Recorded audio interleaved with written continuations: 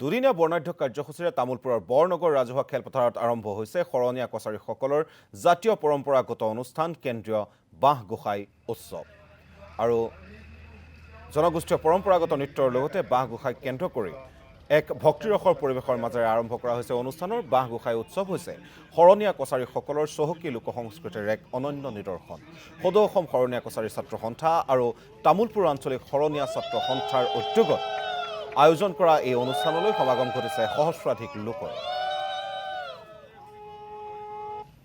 সদৌ অসম শৰণীয়া কছাৰী ছাত্ৰ সন্থাৰ উদ্যোগত আৰু তামোলপুৰ আঞ্চলিক শৰণীয়া কছাৰী ছাত্ৰ সন্থাৰ সহযোগত আৰু তামোলপুৰবাসী অঞ্চলবাসীৰ ৰাইজৰ আতিথ্যত শৰণীয়া কছাৰী কেন্দ্ৰীয় বাঁহ গোসাই উৎসৱ দুদিনীয়া বৰ্ণাঢ্য কাৰ্যসূচীৰে অনুষ্ঠিত হৈছে। আৰু প্ৰথম দিনৰ কাৰ্যসূচী অনুসৰি মুখ্য দ্বাৰ উদ্ঘাটন, গোসাই ঘৰৰ দ্বাৰ উদ্ঘাটন, গছপুলি ৰোপণি সকলোবিলাক কাৰ্যসূচী খুব সুন্দৰভাৱে সমাপন হৈ গৈছে।